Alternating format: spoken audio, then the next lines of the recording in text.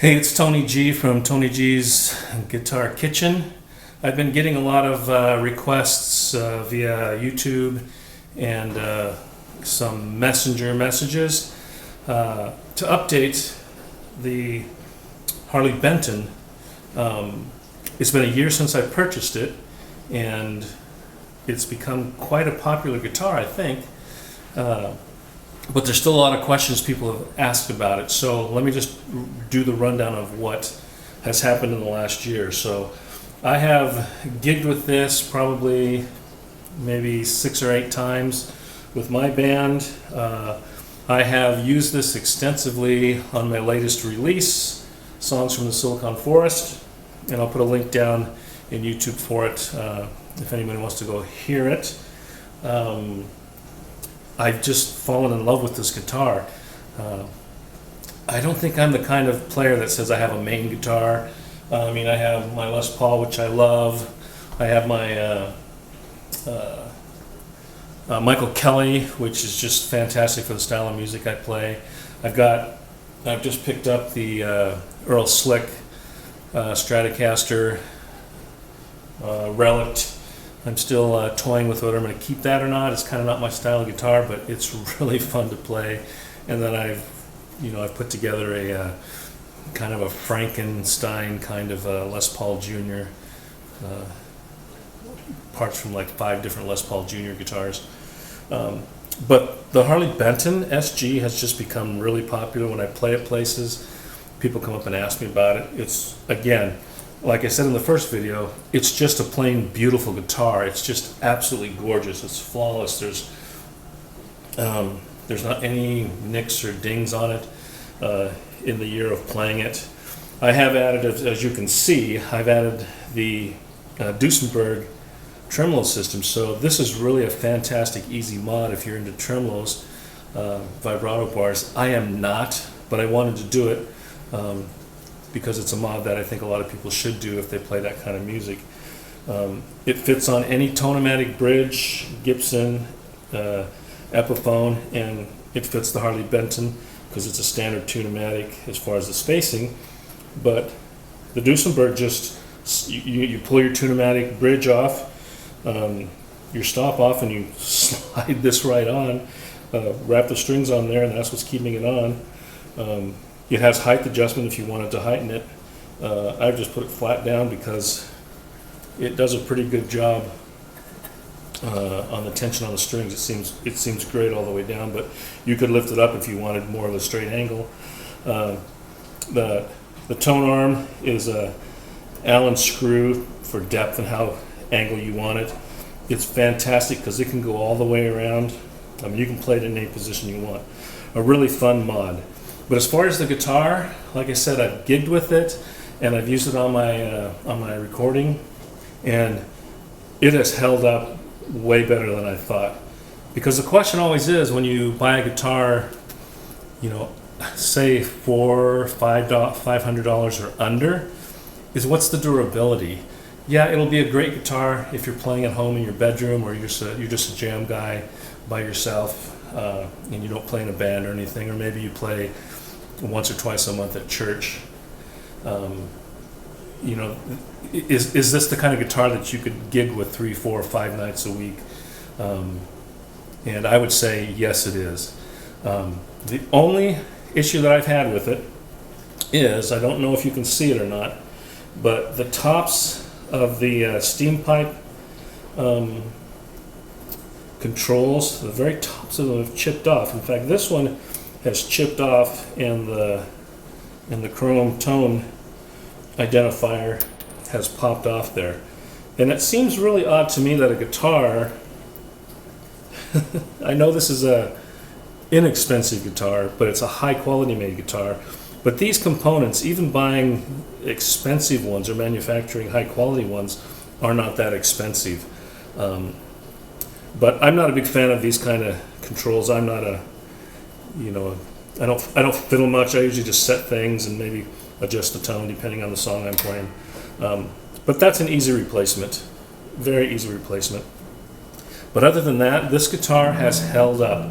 It is just a wonderful work of art as well as engineering.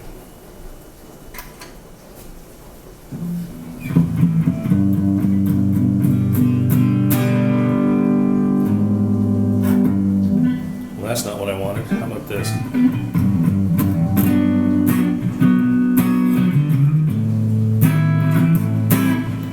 Sorry, it's not my style of playing, but I wanted to demonstrate the whammy bar tremolo system on sort of a jazzy, softer sound.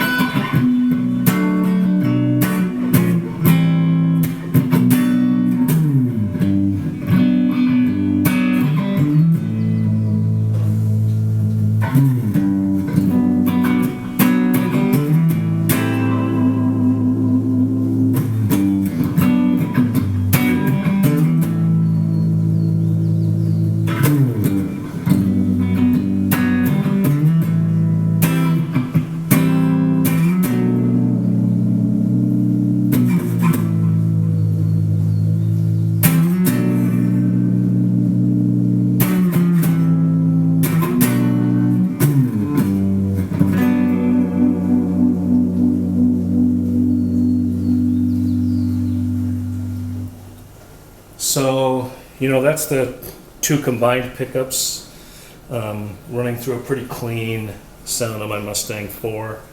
I didn't do really anything on the setup. I lowered the bridge a little bit because I like a real low action. There was never any fret buzz. I never adjusted the truss rod. The frets on this were all polished beautifully, crowned perfect. People say you should upgrade the tuners. I'm the kind of guitar player that if you buy a guitar and it plays well and it stays in tune, I say just leave it, And again, unless you're touring night after night after night, you play 3 to 5 times a week, those are durability issues. You might want to put some locking tuners in, convenience of changing strings, and again, just the durability. But for most of us who, aren't touring bands anymore. I mean, I've sort of retired from all that quite a few years ago. And, I'm a sucker for, a high quality and expensive guitar. And if you're on the fence about buying one of these, just buy one. You will not be disappointed. People have asked me about the neck dive. I suppose it depends on if you have a slippery strap and you're wearing a slippery shirt. I suppose you could get it to neck dive. But I don't seem to have any problem with it. I play, it seems to stay in the right position for me. It's not unbalanced, it's just beautiful. It just has wonderful tone. The pickups are fantastic. I'm not going to change them out.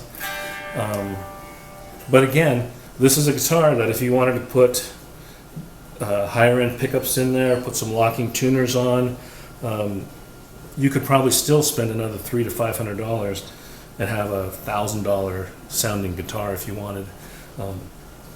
But don't wait. If you want one, just buy one. This is a fantastic guitar. Make sure you get, God, can I remember the model number? Is this the HB 580? I'll have to look again, but it's not the student model. This model has the through the body neck. The student model has a bolt-on neck, and it's about half this price.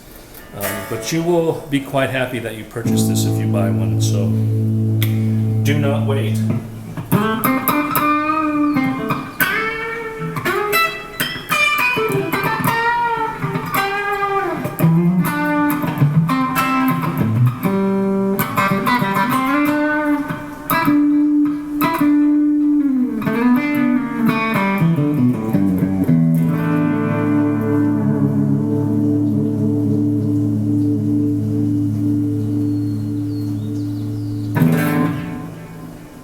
Peace, love. and pizza.